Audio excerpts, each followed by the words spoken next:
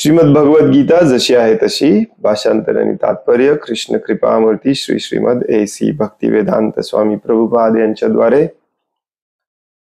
अध्याय 7 ज्ञान विज्ञान योग, श्लोक नंबर 25. नाहम प्रकाशः सर्वस्य योग माया समावृतः मूढोऽयं न विजानाति लोकोऽयं लोको माम अजमव्ययम्. मूढ आणि अज्ञानी लोकांना मी कधीही प्रकट होत नाही. माझ्या अंतरंगा शक्तीद्वारे मी त्यांना अप्रकट राहतो आणि म्हणून मी अजन्मा आणि अच्युत असल्याचे ते जाणू शकत नाहीत.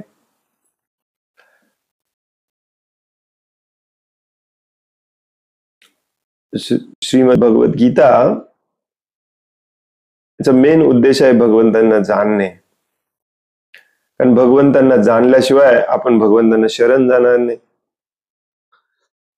ज्या व्यक्तीला पूर्णपणे शरण जायचं आहे त्याला थोड्याफार प्रमाणात तरी जाणलं पाहिजे. जनरली असं म्हटलं जातं की भगवंतांना कोणीच जाणू शकत नाही. भगवंत कधी कधी म्हणतात मी स्वतः मला जाणू शकत नाही. परंतु तरीही ज्यांना शरण जायचं आहे त्यांची महत्ता, त्यांचं महात्म्य तरी आपण जाणलं पाहिजे. या श्लोकामध्ये भगवंत म्हणतात की अशा लोकांना मी कधीही प्रकट होत नाही, ते मला कधीही जाणू शकत नाहीत. काय जाणू शकत नाहीत? की मी कसा अजन्म आणि अच्युत आहे हे जाणू शकत नाहीत. तर हे महत्वाचं, सगळ्यात महत्वाचं आहे, लक्षात ठेवा. भगवान श्रीकृष्ण हे वेगवेगळ्या छोट्या मोठ्या स्वरूपामध्ये भारतातल्या सगळ्या लोकांना माहिती आहेत. मग आणि काय वेगळं जाणायचं, वेगळं काय समजायचं? होय नाही. हे जाणायचं की भगवान श्रीकृष्ण हेच सर्वश्रेष्ठ आहेत, सर्व शक्ती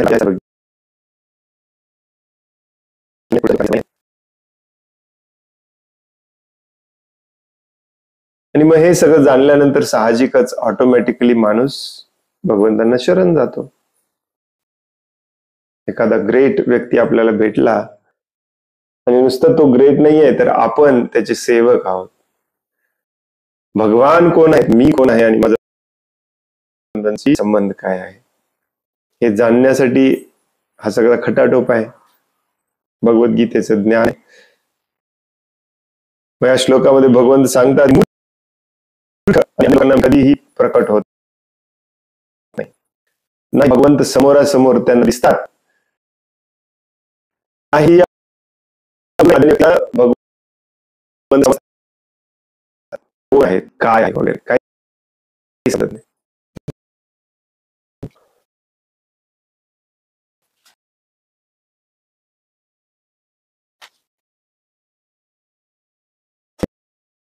आपण वाचलं की मला शरण येणे हा मुख्य उद्देश असला पाहिजे. ऑफकोर्स जे भगवंतांना पूर्णपणे शरण जातात ते प्रेमाने कुठलाही हे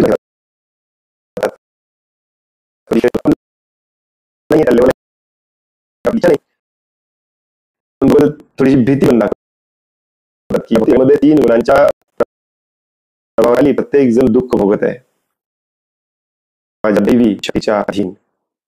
यातून या तुरुंगातून तिच्या कथेतून कुणीही पडू शकत नाही जोपर्यंत तो मला शरण येत नाही.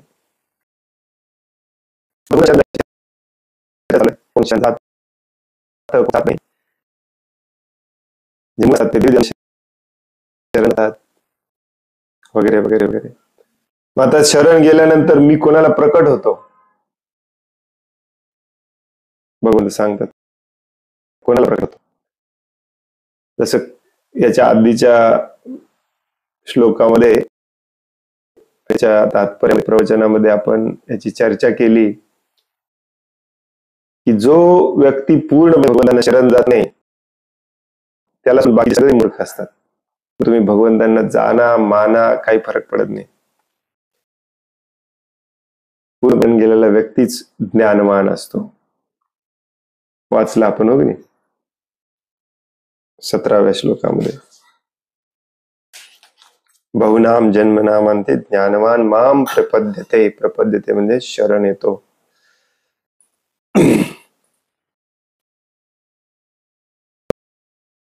पुन्हा 6 अध्यायामध्ये त्यांनी सांगितलं की 4 प्रकारचे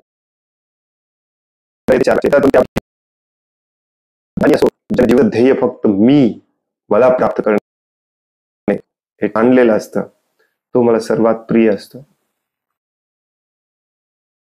या लेवलला कुठल्या ना कुठल्या पद्धतीने तुम्ही यावं, मग या पद्धतीने भगवंत सांगतात.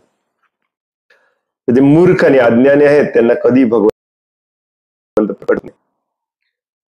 त्यामुळेच त्यांना भगवंत हे कसे अजन्म आहेत यात सगळं झालं. अजन्म जसा आपला होतो, म्हणजेच ते शरीर कधी बदलत नाही जसे आपण बदलतो. म्हणजे त्यांचं शरीर कधी प्रकृतीच्या 3 गुणांच्या अधीन नसतं जसं आपण आहे. हे लक्षात ठेवलं पाहिजे, कारण बरी काय आपण प्रयत्न करतोय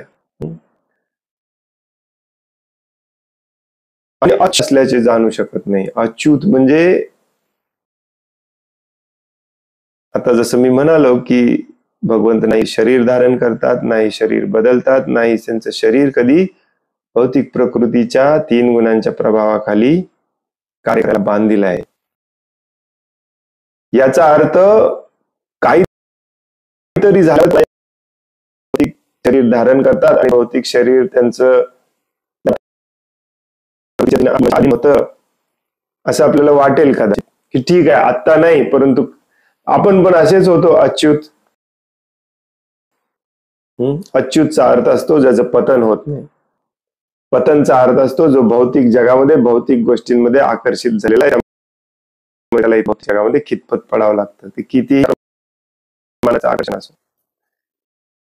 मग अच्युतचा अर्थ असतो असा व्यक्ती ज्याचं कधीही पतन होत नाही, म्हणजेच तो भौतिक गुणांच्या प्रभावाखाली कधीही कार्य करत नाही, तो कधीच प्रदूषित होत नाही, त्याच्या मनामध्ये कधीच अनर्थ नाही.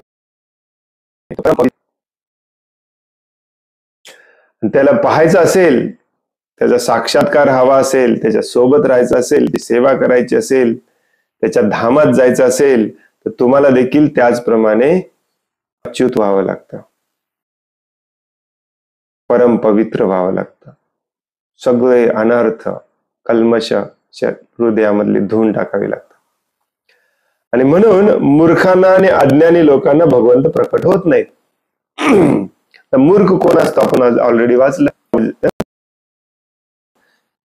4 लोक मला शरण येत नाही तर मूर्ख होते होईल. आणि अज्ञानी कोण आहे ते पण आपण कोण आहे सांगा आपण, अज्ञानी कोण आहे. या अध्यायामध्ये मागच्या 4, 5, 6 श्लोकांमध्ये वाचला अज्ञानी लोकांची व्याख्या. 2 प्रकारचे अज्ञानी सांगतात भगवंत. नंबर 1 अज्ञानी, ज्ञान कमी असलेला, बुद्धी कमी असलेला, ब्रेन सबस्टन्स कमी असलेला, संस्कृत मध्ये मेध कमी असलेला, अल्पमेध. कोण असतो, कोणाला म्हटलेलं आहे अज्ञानी? देवतांची पूजन करणारा. अंतवंतु फलम तेषाम तद्वत अवत्य अल्पमेध साम. देवी देवतांची पूजा उपासना करतात ते अज्ञानी असतात, अल्पमेधस असतात. आणि याच्या आधी श्लोक ते पण अज्ञानी आहेत. ते कोण 2 नंबरचे?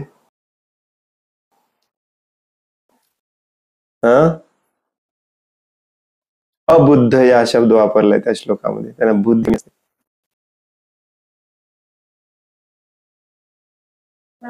मायावादी, भगवंतांच्या अव्यक्त स्वरूपाची आराधना करणारे.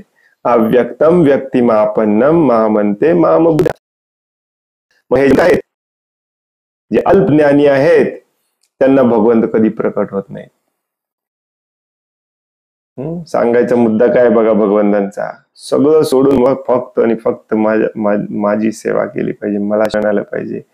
देवी देवांची पूजा करा, आराधना बंद करा, माझ्या अव्यक्त स्वरूपाची निराकार निर्गुण काय काय म्हणतात निर्विशेषवादी ते पण बंद करा. त्यांना मी होत नाही आणि ते मला माझं स्वरूप कधी जाणू शकत नाही. अत्यंत महत्वाचा मुद्दा आहे, हो की नाही? तात्पर्य वाचूया. त्याच्या आधी आणखीन एक गोष्ट मी तुम्हाला 11 अध्यायामध्ये भगवंत एक श्लोकात म्हणतात की जो कोणी यज्ञ आणि तपस्या करतो, जो कोणी पूजा अर्चना करतो, जो कोणी दान धर्म करतो, त्याला मी प्रकट होत नाही. भगवंतांची करत असला तरी डेंजरस गोष्ट इथे फक्त भक्ती सेवा, प्रेममय सेवा. यज्ञ तपस्या करणाऱ्यांना भगवंत प्रकट होत नाही, पूजा अर्चना करणाऱ्यांना भगवंत प्रकट होत नाही, दान धर्म करणाऱ्यांना भगवंत प्रकट होत नाहीत. ऑफकोर्स भगवंतांचीच फक्त तुम्ही करत असाल यज्ञ तपस्या पूजा अर्चना वगैरे, तर त्याला भक्तिमय सेवाच म्हटलं जातं. परंतु कलियुगामध्ये मेन भक्तिमय सेवा आहे भगवंतांची, ती म्हणजे भगवंतांच्या या भक्ती मार्गाचा भक्तीचा आचरण करून त्याचा प्रचार करणे, सेवा करणे.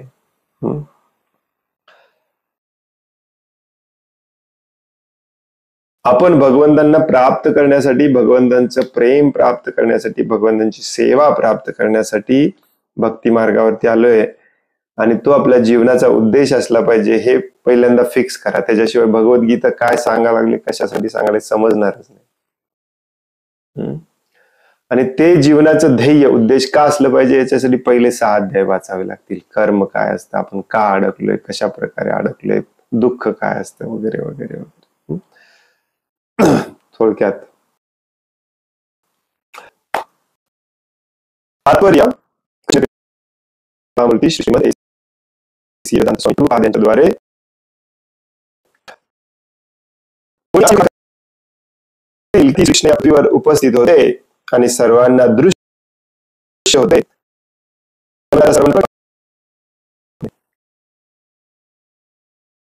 परंतु वस्तुतः ते पूर्वी सर्वांसमोर श्रीकृष्ण जाणीव कौसभेत श्रीकृष्णांना अध्यक्ष म्हणून नियुक्त केला श्रीकृष्णाने, आणि श्रीकृष्ण स्वतः भगवंत असल्याचे घोषित. ऑफकोर्स मध्ये 12 महाजनांपैकी एक आहेत, त्यामुळे त्यांना माहिती होतं. परंतु त्याचप्रमाणे पांडव आणि इतर मोजक्याच लोकांना ते स्वतः भगवंत असल्याचे माहित होते, परंतु प्रत्येकाला ते भगवंत असल्याचे माहित नव्हते. श्रीकृष्ण हे अभक्तांना आणि साधारण मनुष्यांना भगवान म्हणून ज्ञात नव्हते. म्हणून भगवद्गीतेत श्रीकृष्ण सांगतात की विशुद्ध भक्तांव्यतिरिक्त इतर सर्व मनुष्य त्यांना आपल्याप्रमाणे साधारण समजतात. ते केवळ आपल्या भक्तांनाच रसराज म्हणून प्रकट होतात. रसराज म्हणजे त्यांचा राजा. रस म्हणजे काय?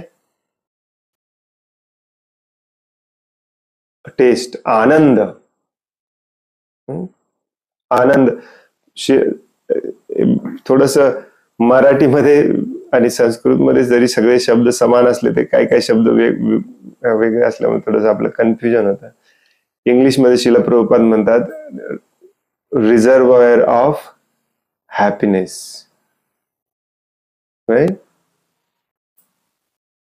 छोटस पुस्तक आहे ना, Rasraj Shrikrishna. What is the name of in English? Reservoir. I know this word reservoir. Reservoir म्हणजे साठा, खूप मोठा साठा, रसांचा साठा. रसराज. भक्त त्यांना रसराज म्हणून जाणतात, त्यांच्यासमोर ते प्रकट होतात. परंतु इतर निर्बुद्ध अभक्तांसाठी ते आपल्या अंतरंगा शक्तीने आच्छादितच राहतात. या श्लोकात सांगितलेलं आहे योग माया समावृतः. हम्म आता तुम्ही म्हणाल की दुर्योधन तर पाहत होता श्रीकृष्णांना, शकुनी मामा पण पाहत होता, धृतराष्ट्र देखील पाहत होते, मग काय सांगितलं इथे? मोटर बंद करायचंय. हो की नाही? परंतु हे सगळे लोक भगवान श्रीकृष्णांना तुमच्या आमच्यासारखे आणखीन एक साधारण व्यक्ती म्हणून पाहत होते, साधारण व्यक्ती म्हणूनच जाणत होते, आणि म्हणूनच हे सगळे दुःखी होते. जो भगवंतांना भगवान म्हणून पाहायला शिकतो तो सुखी होतो, आनंदी राहतो, परंतु कुठल्याही परिस्थितीत असो. प्रभुपाद इथे भीष्म देवांचं उदाहरण देतात, परंतु आणखीन कोणाकोणा माहिती होतं भगवान श्रीकृष्ण भगवान आहेत म्हणून? ऑफकोर्स पांडवांना माहिती होतं, विदुरजींना माहिती होतं, उद्धवजींना माहिती होतं, राईट, आणि द्रौपदी, कुंती, द्रौपदी. एक व्यक्ती आहे त्यांना परफेक्टली माहिती होतं, परंतु जनरली आपण त्यांचं नाव विसरतो, ते म्हणजे अक्रूरजी. माहिती तुम्हाला? ज्यांनी ज्यांनी भगवंतांना जाणलं, भगवंतांना प्राप्त केलं, त्यांच्या लिस्ट मध्ये अक्रूरजींचं नाव येतं. महान भक्त होते सगळे, आणि हे सगळे कुठल्याही बिकट परिस्थितीमध्ये जरी असले तरी सदैव सुखी असायचे. का? कारण त्यांनी भगवंतांना जाणलं होतं, परमपुरुषोत्तम भगवान म्हणून. ऑफकोर्स त्यांच्यावरती देखील भगवंतांची माया कव्हर करायची, परंतु ती प्रेमाने कव्हर करायची. भगवंत त्यांना प्रेमाचे ऑब्जेक्ट दिसायचे, या व्यक्तीला सगळं समर्पण केलं पाहिजे. परंतु माझा मित्र आहे, माझा भाचा आहे, असं ते पाहिजे, माझा मुलगा आहे. बाकीच्यांना देखील योगमायेने कव्हर केलेलं होतं, परंतु ते वेगळ्या पद्धतीने कव्हर केलेलं. मायेचं वर्णन जेव्हा शास्त्रामध्ये केलं जातं तेव्हा मायेला म्हटलं जातं, मायेचं एक ठळक लक्षण असतं, ते म्हणजे कव्हर करणे. काय म्हणतात त्याला? आवरणात्मिका वृत्ती. मायेच्या या लक्षणाला म्हणतात आवरणात्मिका वृत्ती, म्हणजे आवरण घालते ती. ज्यांच्या मनामध्ये इच्छा आणि द्वेष भरलेला आहे, भौतिक इच्छा, कामना आणि त्यातून निर्माण झालेला द्वेष, त्यांच्या हृदयावरती, त्यांच्या पूर्ण अहंकार, बुद्धी, मन सगळ्यावरती मायेचं आवरण आलेलं असतं. त्याच्या बाहेरचं त्यांना काही दिसत नाही, आणि म्हणून ते त्याच्यामध्ये खितपत पडलेले असतात. एखादा व्यक्ती असंही म्हणेल, दुर्योधनाने शकुनीने पाहिलं तसंच अर्जुनने पाहिलं, त्याच्यात काही वेगळं आहे? एक्सटर्नली भगवान श्रीकृष्ण बाह्य स्वरूपामध्ये सगळ्यांना तसेच दिसत होते, परंतु जे भक्त असतात ना, ते भगवंतांशी मनातल्या मनात, हृदयातल्या हृदयात सदैव एकत्र असतात, एकमेकांना आलिंगन देत असतात, जरी दूर असले तरी हृदयातून. भगवंत आपल्या मनामध्ये आहेत, परमात्मा म्हणून अंतरंगामध्ये. आणि याचा परिणाम स्वरूप म्हणून हे सगळे मुक्त आत्मे असतात. भगवद्गीतेत स्वतः भगवंत सांगतात, जन्म कर्म च मे दिव्यम एवं यो वेत्ति तत्वता त्यक्त्वा देहम पुनर्जन्म नेति मामेति सो अर्जुना.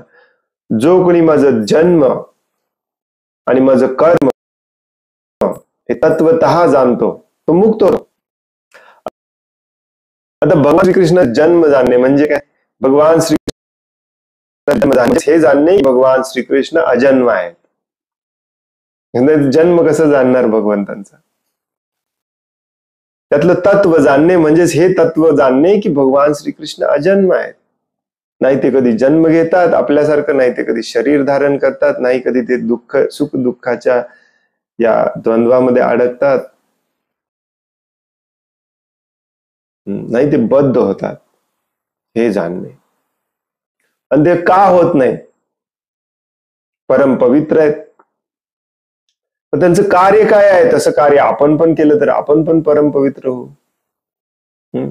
आता मायावादी निर्विशेषवादी लोकांना हे सगळं समजतं, पण भक्तामध्ये आणि मायावादी लोकांमध्ये एवढाच फरक असतो की त्यांच्यासारखे सगळे सद्गुण घेऊन, सगळे अनर्थ दूर करून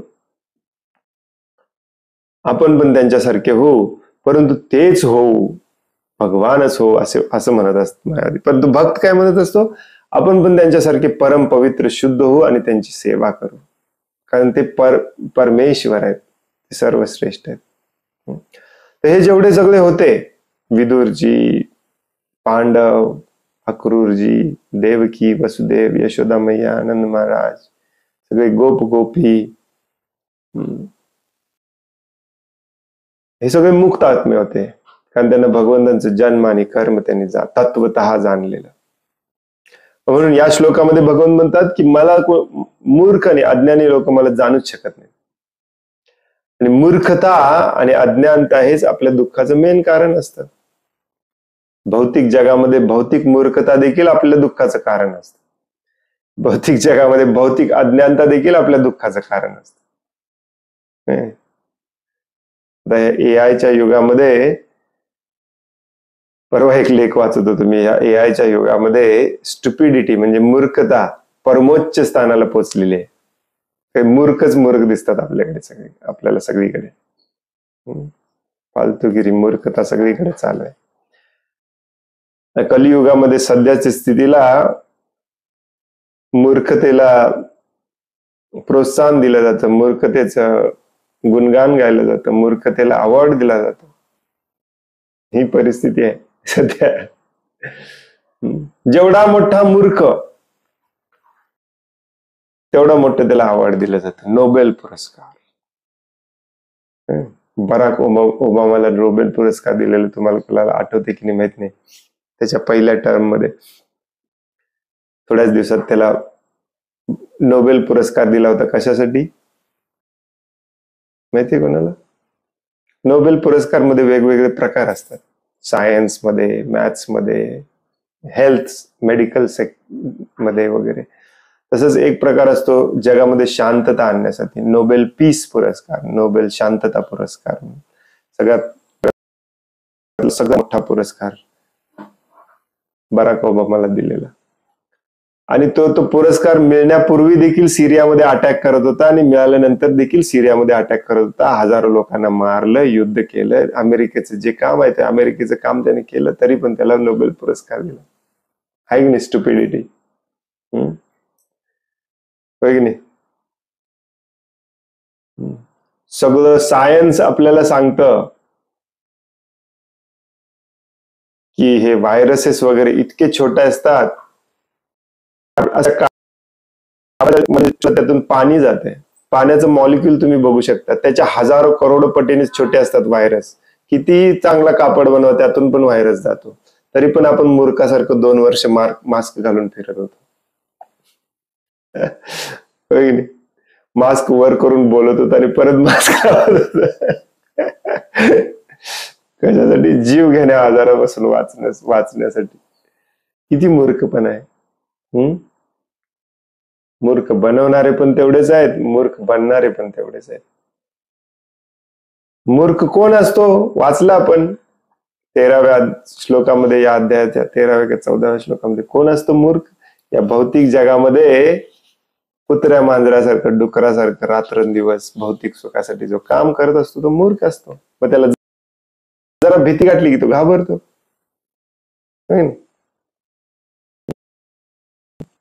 बरेचसे व्हायरस आहेत ज्यांचा शोध लागून 20-25 वर्ष, 50 वर्ष होत आले, अजून त्यांच्यासाठी व्हॅक्सिन निर्माण झालेली नाही. आणि ह्या व्हायरससाठी 1 वर्षात व्हॅक्सिन निर्माण झाला.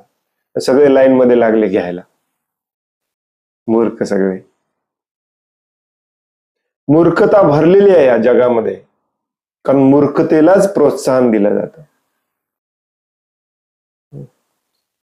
नाही, इंद्रिय तृप्तीसाठी जो कोणी आपल्यासाठी काम करतो त्याला आपण ग्रेट म्हणतो. तो किती मूर्ख आहे बघत नाही. हम्म. आहे ते रस्ते दुरुस्त करायचे होत नाहीत, अजून एक रस्ता बनवायला निघालेत आपले रोडकरी, त्यांना आपण ग्रेट म्हणतो. मग तो मूर्ख का आपण मूर्ख? हम्म. अंधाधुंदपणे निसर्गाची ऱ्हास करतो, निसर्गाचं नुकसान करतो, झाडं तोडतो, स्वतःला श्वास घेता येत नाही, पाणी पिता येत नाही शुद्ध, अन्न शुद्ध खायला मिळत नाही, तरी पण स्वतःला आपण पुरस्कारवर पुरस्कार द्यायला लागलो, पुरस्कारवर पुरस्कार द्यायला लागलो. मला अजूनही आठवतं, आम्ही जेव्हा शाळेमध्ये होतो, कॉलेजमध्ये होतो, तेव्हा एखादा पुरस्कार, ट्रॉफी जी असते, मिळाला की ती मस्त वाटायचं, कारण खूप दुर्मिळ होतं तेव्हा. आता गल्लीबोळातल्या स्पर्धेमध्ये ट्रॉफ्या दिल्या जातात, कोणी छापून आणतं, कोणी बनवून आणतं, ट्रॉफी ट्रॉफी ट्रॉफी, प्रत्येकाच्या घरात 10-15 ट्रॉफ्या ठेवलेल्या. काय करायचं ते ट्रॉफ्या घेऊन? जन्म मृत्यूच्या चक्रातून सोडवणार आहे तुम्हाला ती ट्रॉफी?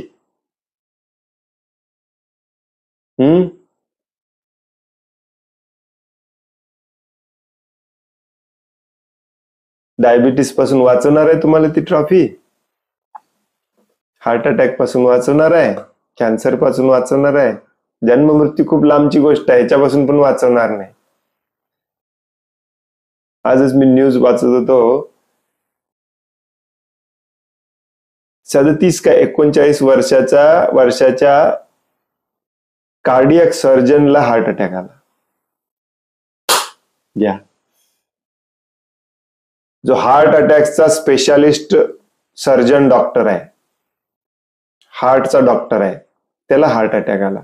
कारण का त्या मूर्खाला काय खायचं आणि काय प्यायचं हेच माहिती नाही, फक्त सर्जरी करायची आणि पैसे कमवायचे आणि त्या पैशाने आयुष करायचे एवढंच माहिती लोकांना. सगळे इंद्रिय तृप्तीच्या मागे लागले.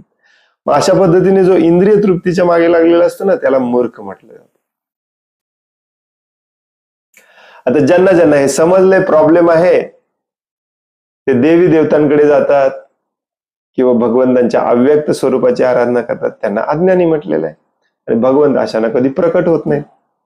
भगवंत प्रकट नाही झाले, भगवंतांचा साक्षात्कार नाही झाला, तर अजून दुःखामध्ये. कारण ज्याला भगवंत भेटलेत, त्याला या भौतिक जगाशी काही देणं घेणंच नसतं, तर त्याच्या इतकं सुखी आत्माराम मनुष्य कोणी नसतो. हे किती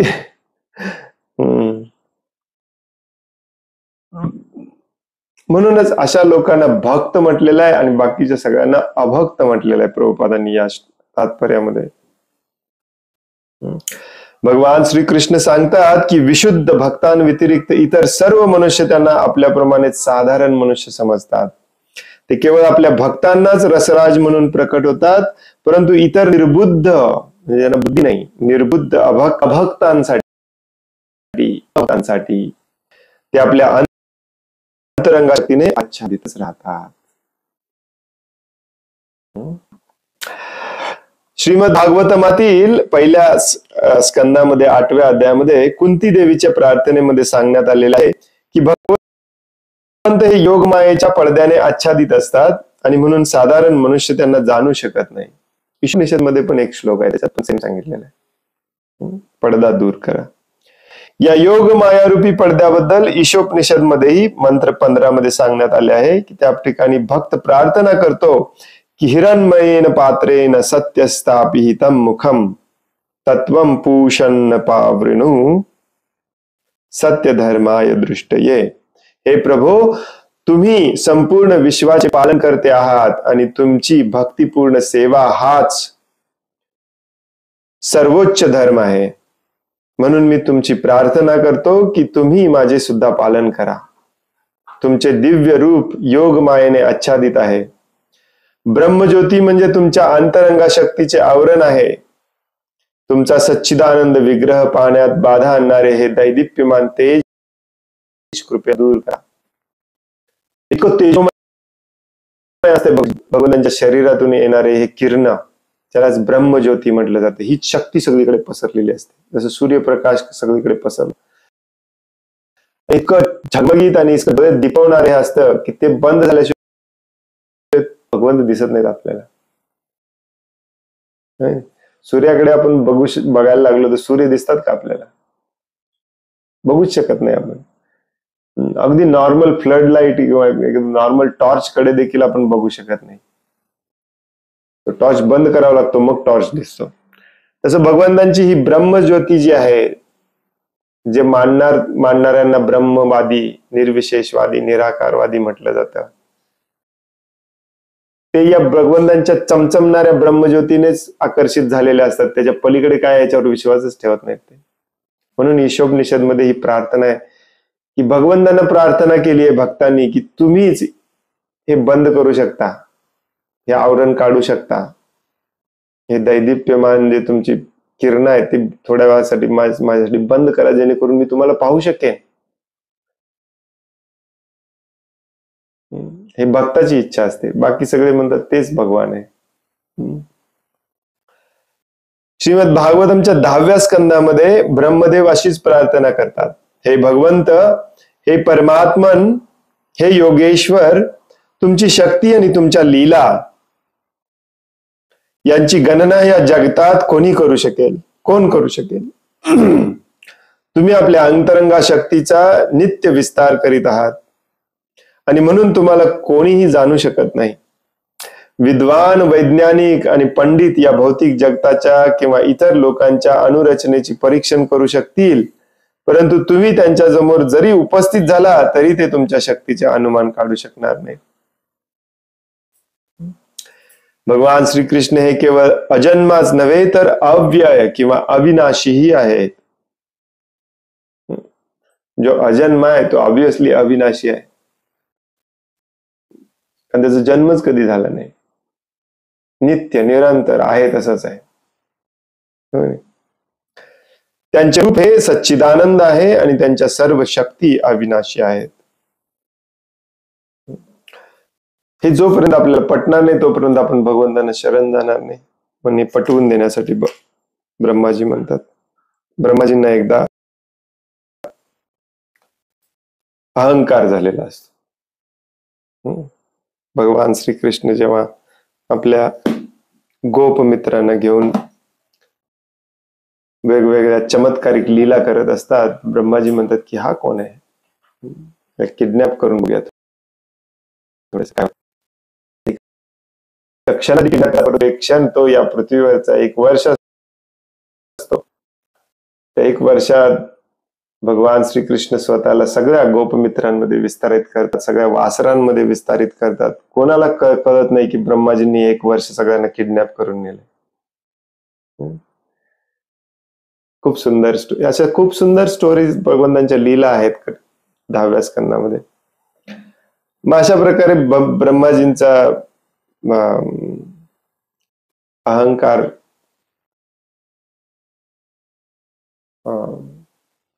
नष्ट केल्यानंतर ब्रह्माजी प्रार्थना करत असतात भगवंतांना. ते म्हणतात की तुम्हाला कोणीच जाणू शकत नाही. आणि हे सत्य आहे. भक्त देखील भगवंतांना जाणू शकतात, ते भगवंतांच्या कृपेने, नाही तर भक्त देखील भगवंतांना जाणू शकत नाही. आणि ऍक्च्युली भक्ताला भगवंतांना पूर्णपणे जाणून घ्यायची इच्छाच नसते. भगवंतांना शरण जायचं असतं, भगवंतांची सेवा करायची असते, एवढंच भक्ताला माहिती असतं. त्यामुळे फक्त आणि फक्त जो अनन्य भावाने भगवंतांची भक्तिमय सेवा करतो त्याच्या समोरच भगवंत प्रकट होतात. त्याच्या डोळ्यावरच मायेचं आवरण, कवरिंग भगवंत काढतात, बाकी कोणाचं काढत नाही. ते कवर आपण आपल्या बुद्धीने, आपल्या तर्क वितर्काने काढतो म्हटलं तर शक्य नाही. भगवंतांनाच प्रार्थना करावी लागते, तुम्हीच काढा जेणेकरून मी तुम्हाला पाहू शकेन.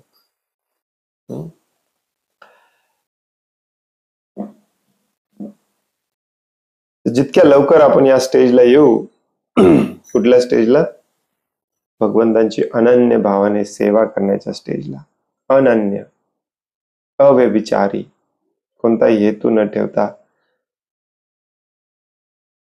बिलकुल त्याच्यामध्ये खंड न पाडता. मामचे यो अव्यभिचारी भक्ती योगे न सेवते. भगवंत पुढे सांगणार आहेत आपल्याला. सगुणान समती, तोच गुणांच्या पलीकडे जातो. ब्रह्मभूयाय कल्पते, ब्रह्म स्टेजला जाऊ शकतो.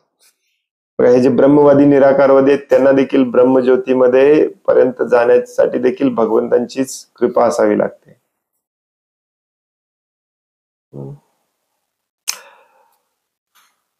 748. पुढच्या श्लोकामध्ये वाचूया का आपण? 748 झालेत. पुढच्या श्लोकामध्ये अशीच भगवंत आपली एक शक्ती, आणखीन एक शक्ती समजावून सांगतायत पुढच्या श्लोकामध्ये. ते म्हणतात, वेदाहम समतीतानि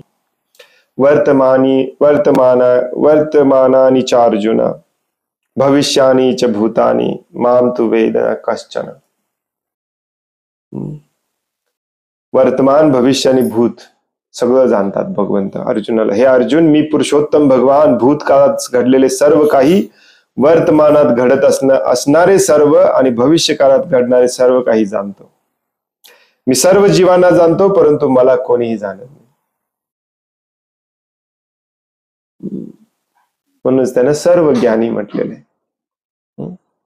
हे भूत, भविष्य, वर्तमान आपल्यासाठी, भगवंतांसाठी नाहीच आहे. काळ स्वतः भगवान आहे, त्यांचीच शक्ती आहे.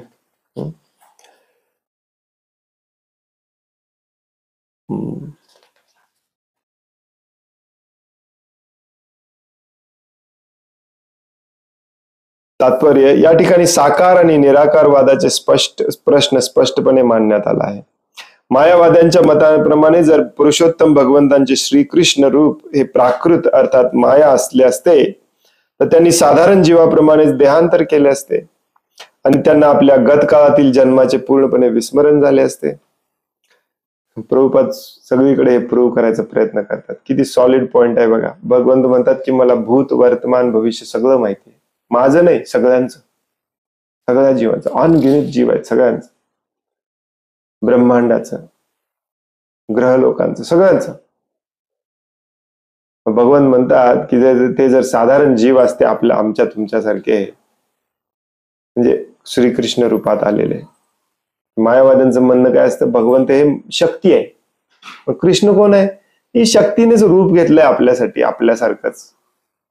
मग आपल्यासारखंच रूप घेतलं असतं तर आपल्यासारखंच त्यांनी मागचा जन्म विसरला पाहिजे. तुम्हाला का बरं आठवत नाही मागच्या जन्मात काय झालं, पुढच्या जन्मात काय होणार आहे? परंतु इथे भगवंत म्हणतात मला सगळं माहिती आहे, सगळ्यांचं, ते पण सगळ्यांचं सगळं माहिती. प्रभुपाद म्हणतात याच्यावरून सिद्ध होतं की भगवंत भगवंतांच्या स्वरूपातच येतात. त्यांनी माणसाचं शरीर घेतलेलं, धारण केलेलं नाही आहे. त्यामुळे अर्जुनच्या समोर जे आहेत तेच भगवान आहेत. कुठली शक्ती व्यक्ती निराकार वगैरे नाही, तेच भगवान आहे. प्राकृत देहामध्ये बद्ध असलेल्या कोणत्याही मनुष्याला आपल्या पूर्वजन्माची स्मृती होऊ शकत नाही. तो आपल्या भविष्य काळातील जीवनाबद्दल काही सांगू शकत नाही. तसेच त्याला आपल्या वर्तमान काळातील जीवनाबद्दल काही भाकीत करता येत नाही.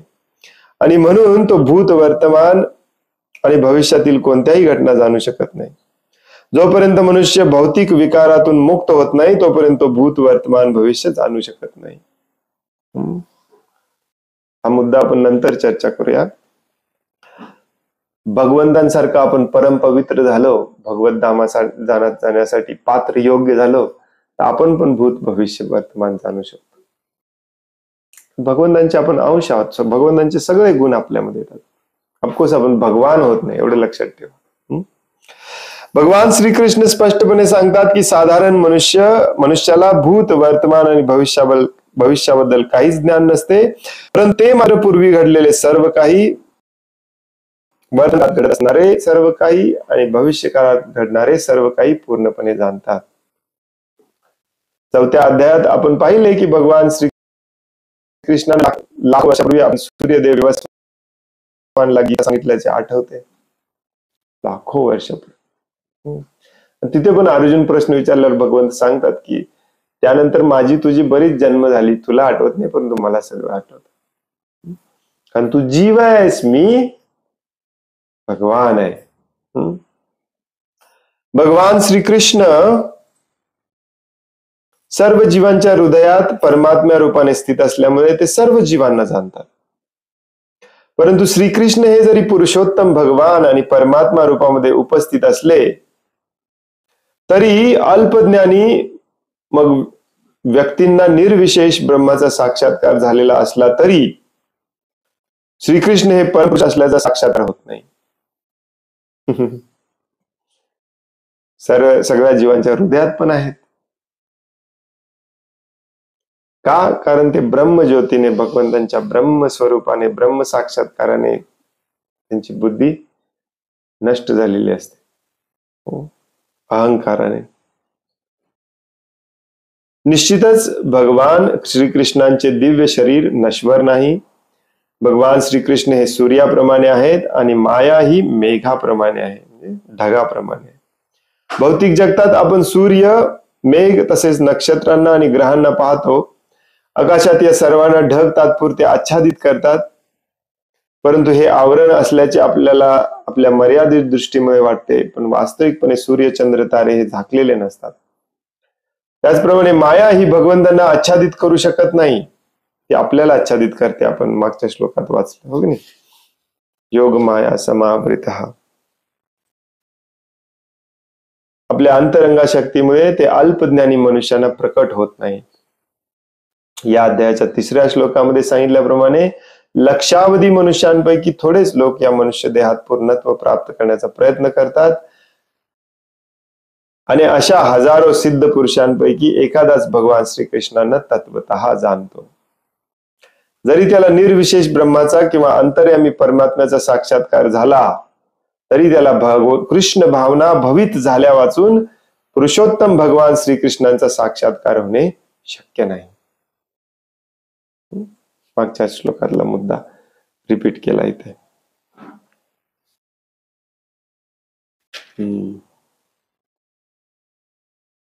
आता बघा, तुम्ही जे भक्ती मार्गावरती आहात, वेगवेगळ्या स्टेजला का असेना, परंतु तुम्ही भक्ती मार्गावरती आहात. ज्या अर्थी तुम्ही श्रीमद भगवद्गीतेच्या प्रवचनाला आलेला आहात, तुम्ही भक्ती मार्गावरतीच आहात. त्यामुळे तर तुम्ही मूर्ख नाही. या अध्यायात सांगितलेल्या मूर्खाच्या व्याख्येमध्ये आपण येत नाही. तुम्ही देवी देवतांची उपासना करत नाही, तुम्ही भगवंतांची उपासना करण्यासाठी आलेला आहात. तुम्ही भगवंतांच्या ब्रह्मस्वरूपाला देखील मानत नाही, उपासना करत नाही. तुम्ही भगवान श्रीकृष्ण प्राप्त करायला, त्यांचं प्रेम प्राप्त करायला आलेला आहात. त्यामुळे तुम्ही अज्ञानी पण नाही, हो की नाही? आपण भक्त आहोत आणि भक्ती मार्गावरती विशुद्ध शुद्ध भक्ती प्राप्त करण्यासाठी, शुद्ध भक्त होण्यासाठी वाचन श्रवण करत आहोत, आचरणात आणायचा प्रयत्न करत आहोत. मग आपल्या समोर भगवंत का प्रकट होत नाही? हो की नाही? भगवंत आत्ताच म्हणाले, मला सगळं माहिती आहे तुमच्याबद्दल, भूत वर्तमान भविष्य. ते सांगत नाहीत तुम्हाला. मग आपल्या समोर, आपल्या भक्तांसमोर ते का प्रकट होत नाहीत याचं कारण पुढच्या 2 श्लोकामध्ये सांगणार आहेत. ते आपण उद्या वाचूया. पुढच्या 2 श्लोकामध्ये अत्यंत महत्वाचा उपदेश दिलाय आपल्यासाठी. अत्यंत अत्यंत अत्यंत अत्यंत अत्यंत अत्यंत अत्यंत महत्वाचं. हे प्रॅक्टिकली पुढच्या 2 श्लोकातलं जर प्रॅक्टिकली आपण आचरणात आणलं तर आपण शुद्ध भक्त होतो आणि आपल्या समोर भगवंत प्रकट होतात. उद्या वाचूया आपण. हरे कृष्ण. कोणाला काही प्रश्न आहे, काही सांगायचं आहे?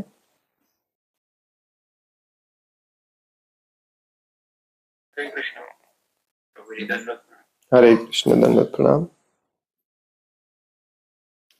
प्रभूजी, आता आपण वाचलं की देवी देवतांची पूजा वगैरे नाही केली पाहिजे, परंतु परवाच एक फेसबुक वरती एक इस्कॉन, मी नाव सांगत नाही, पण ते संस्था जी आहे ती गणेशजींची पूजा कशी केली पाहिजे, किंवा म्हणजे त्यांची मूर्ती पितळीची ठेवली पाहिजे का मातीची ठेवली पाहिजे, आणि त्यांची मग 7-8 दिवस पूजा केली पाहिजे असं सांगत होते. नेमकं कळालं नाही की त्यांचं सांगण्याचा उद्देश काय होता. म्हणजे देवी देवतांची जी पूजा करतात त्यांनी त्यांना सांगायचं होतं का काय सांगायचं होतं, मला काय कळालं. तर हे सांगणं योग्य आहे का?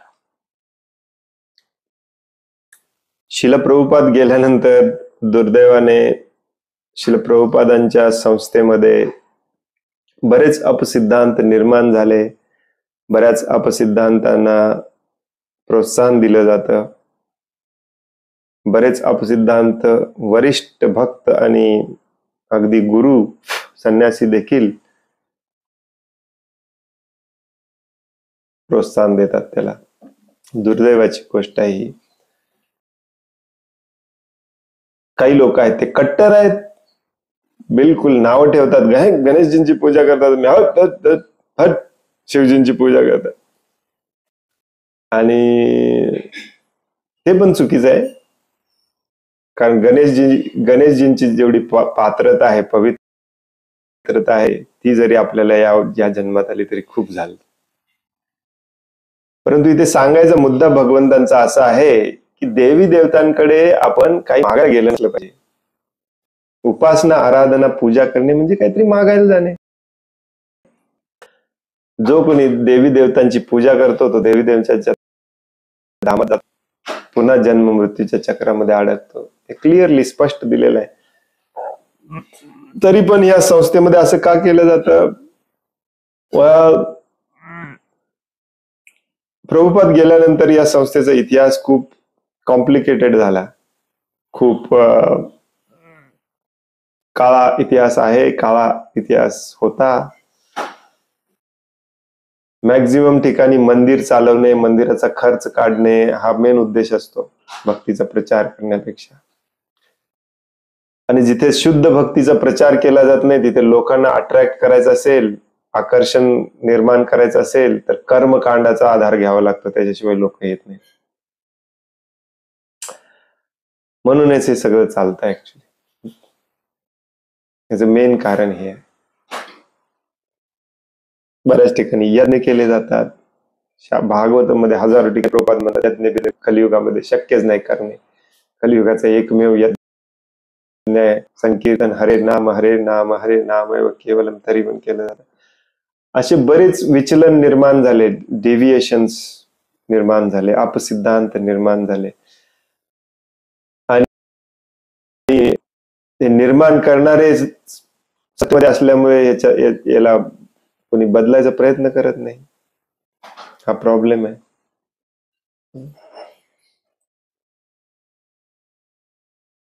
ते म्हणा तुम्हाला लवकर पटेल, मी उदाहरण दिलेलं. आम्ही कॉलेजमध्ये असताना एक गजल ऐकायचो, मेरा कातिल ही मेरा कातिल ही मेरा, विसरलो मी उर्दू. तुमचा मर्डररच तुमचा जज असेल तर तिथे न्याय कसा मिळणार? तिथे कोण काय बदलणार? तशी परिस्थिती आहे आता सध्या. सांगायला गेलं तरी तुम्हाला वेगवेगळ्या पद्धतीने पटवून देतील, करतोय ते बरोबर करतोय म्हणून. बघा, शिवजींचा अनादर करणे, गणेशजींचा अनादर करणे हा उद्देश बिलकुल नाही. भगवान श्रीकृष्ण गणेशजींचा आदर करतात, परंतु आपल्या वेळ नाही हे सगळं करायला. ठीक आहे, एवढी परंपरेने जे चालू आहे ते करायचं ना, करू चांगलं करतायत. परंतु ज्यांना भक्ती मार्ग जगाल की नाही, 7 दिवस जगाल की नाही, शुद्ध भक्तीच्या स्टेजला भगवंतांना पूर्ण शरण जायच्या स्टेजला करायचं आहे, अनर्थ घालायचे आहेत. मग हे मूर्ख लोक म्हणतात नाही, गणेशजींची उपासना आम्ही त्याच्यासाठीच काढली, जेणेकरून त्यांना आम्ही प्रार्थना करू शकू की आमचे अनर्थ घालवा. खरं बघायला गेलं तर गणेशजींची आराधना कशी करायची हे पण तुम्हाला माहिती नाही. तुम्हाला वाटतंय गणेशजी प्रकट होणार आहेत?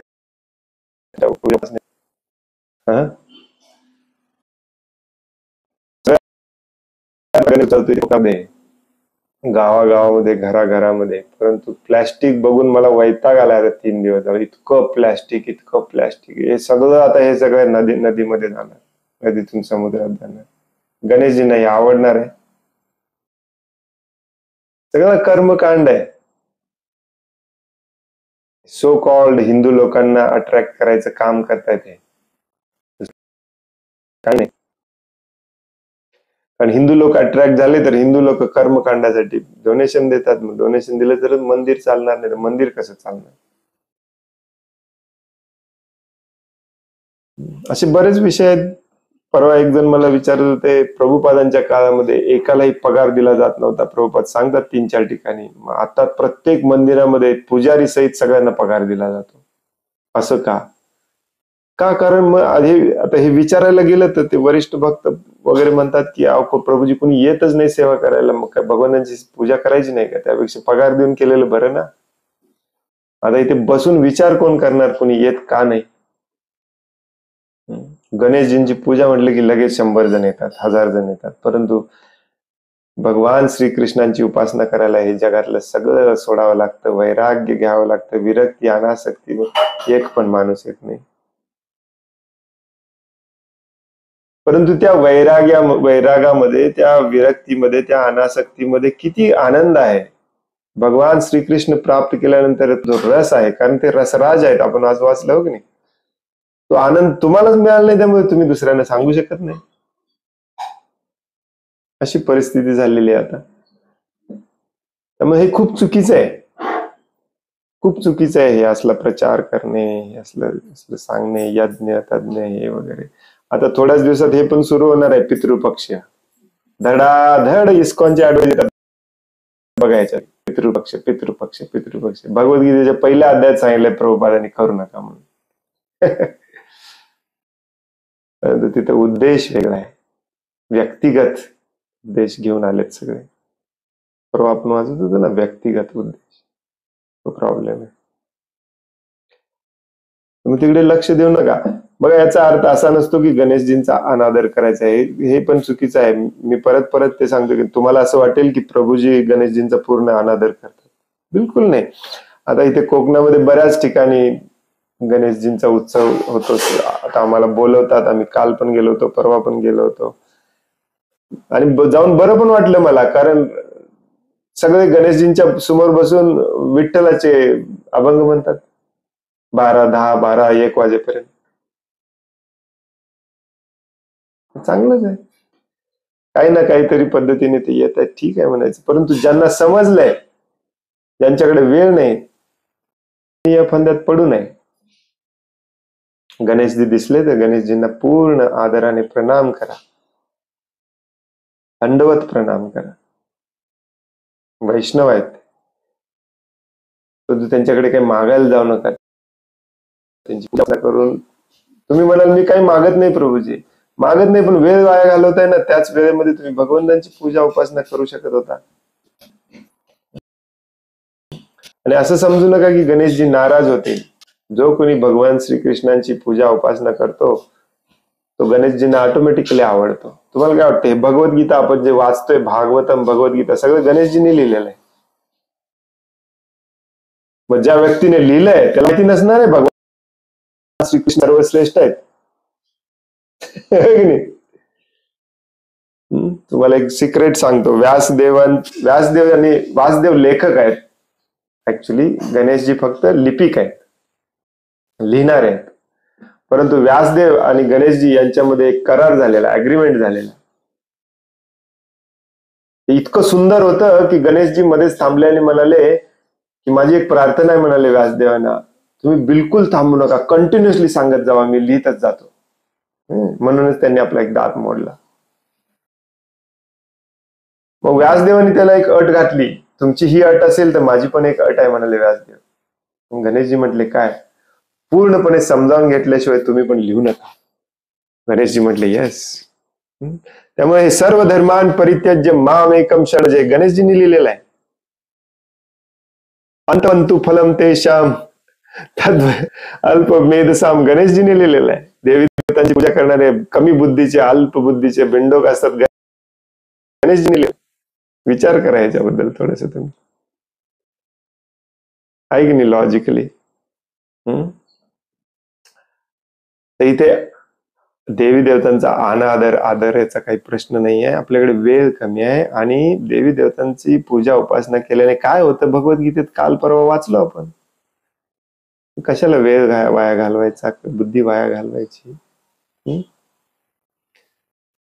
हरे कृष्ण. कृष्ण धन्यवाद.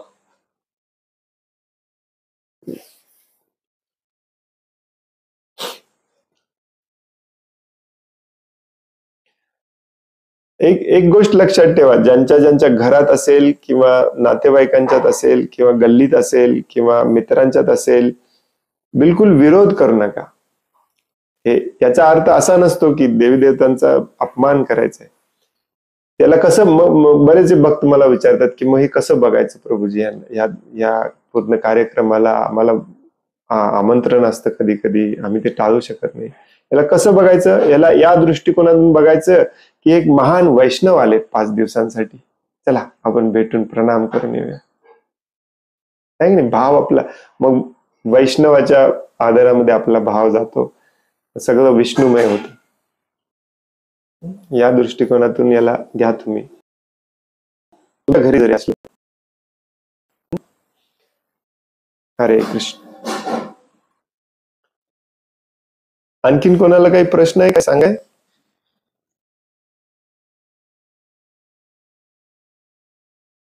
हरे कृष्ण प्रभूजी, दंडवत प्रणाम. हरे कृष्ण, दंडवत. प्रभूजी, मग आता पितृपक्षामध्ये मग हे पितृ ज्या तिथीला येते त्यावेळेस मग आपण काय करायला पाहिजे? काही करायचं नाही. कलियुगामध्ये कुठलाही कार्यक्रम करायचा असेल, वास्तुशांती करायची असेल, पिंडदान करायचं असेल, श्राद्ध करायचं असेल, लग्न सोहळा करायचा असेल, गर्भदान करायचं असेल, अप्राशन संस्कार करायचा, कुठल्या कलियुगामध्ये काहीही करायचं असेल तर करताल घ्यायचं,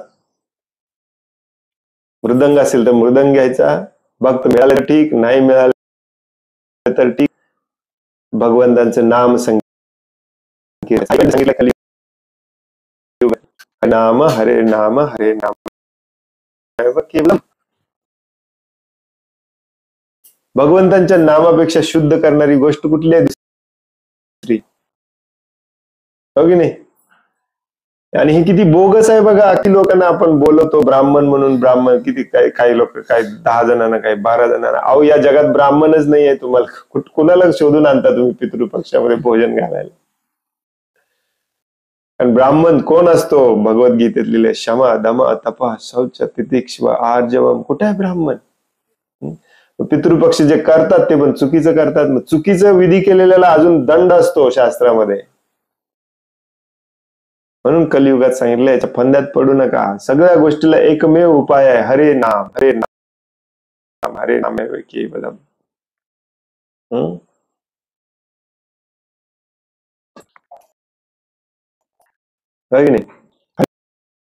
नाम हरी आहे. शुद्धता करायची गरज आहे, तिथं अजून काय विधान करायची गरज आहे. आणि तुम्ही असं समजू नका कलियुगासाठी आहे, कलियुगामध्ये जरी केलं तरी चालते. हरीचं नाम हे हरीचं नावच आहे, एवढंच पॉवरफुल आहे प्रत्येक युगामध्ये ते. सत्ययुगामध्ये, द्वापर युगामध्ये, त्रेतायुगामध्ये विधी विधाने करणं सोपं होतं, म्हणून लोक करायचे. आता हे अवघड आहे, महाभयानक अवघड आहे. हरीचं नाव घ्यायचं सोपं आहे, हो की नाही? आणि हे करून बघा, तुम्हाला पण आनंद येईल. आता आम्ही एवढे घर बांधली, जागा घेतल्या, काय काय केलं, आम्ही हेच करतो. काही प्राकृतिक लोक, मित्रमंडळी वगैरे येतात, त्यांच्यासाठी आम्ही नारळ फोडणे वगैरे पण करतो, हार घालणे, नारळ फोडणे वगैरे. परंतु मेन आमचं यज्ञ बिज्ञ काही नसतं, कुणा ब्राह्मण विम्मन काही नसतं. आम्ही बसतो, भक्तांना बोलवतो, संकीर्तन करतो, भरपूर प्रमाणामध्ये कीर्तन करणे, हरिनामाचा जल्लोष करणे, प्रसाद सगळ्यांना देणे, ब्राह्मणांनाच नाही फक्त सगळ्यांना प्रसाद वितरण करणे, हे भगवंतांची सेवा आहे. बस तुमची वास्तुशांती झाली, तुमचा पितृपक्षाचा यज्ञ झाला, सगळं झालं त्याच्यामध्ये. याच्यावर विश्वास ठेवा. याच्यावर का भीती वाटते लोकांना? का भीती वाटते? भगवद्गीता वाचून उपयोग काय आपला?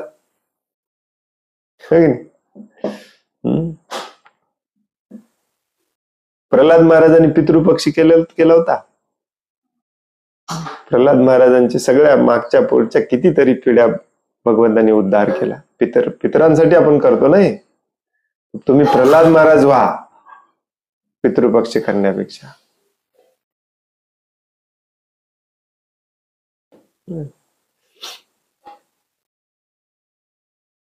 हरे कृष्ण. पितृपक्ष सर्व आपल्याला हे सतावणार आहे सगळे.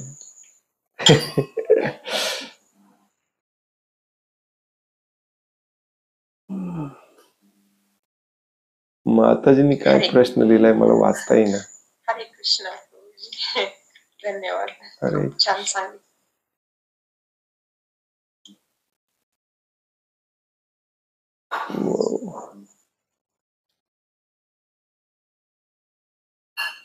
चष्मा घातला तरी ते पांढर पांढर झालेच.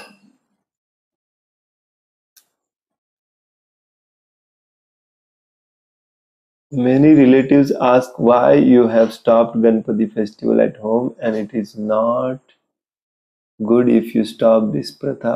What to answer them? तेच मी जे आता सांगितलं माताजी.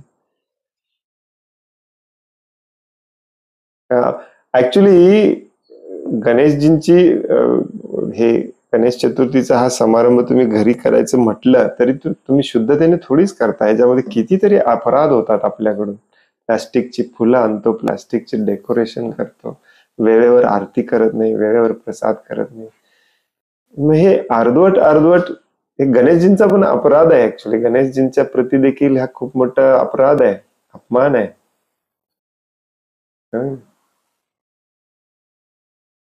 म्हणून कलियुगामध्ये असल्या भानगडीत पडू नका म्हणून सांगितले. कारण आपली पात्रताच नाहीये. आपण मंद आहोत. मंद सुमंद मतयो मंद भाग्य उपद्रिता. आपल्याला काय जमते? आपल्याला हरिनाम घ्यायला जमते.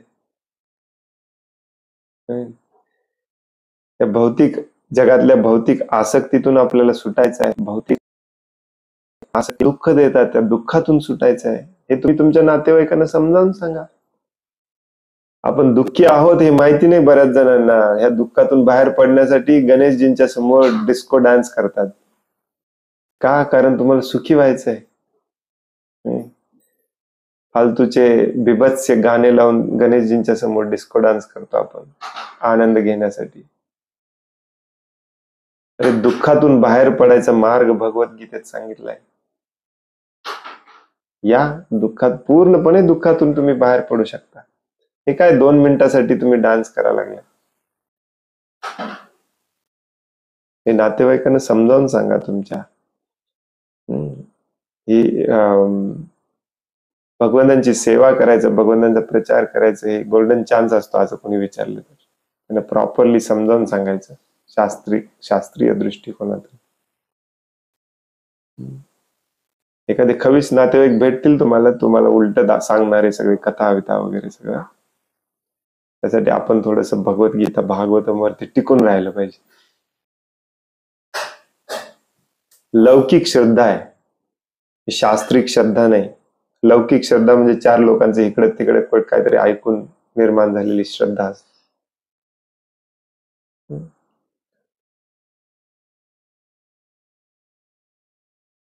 हरे कृष्ण.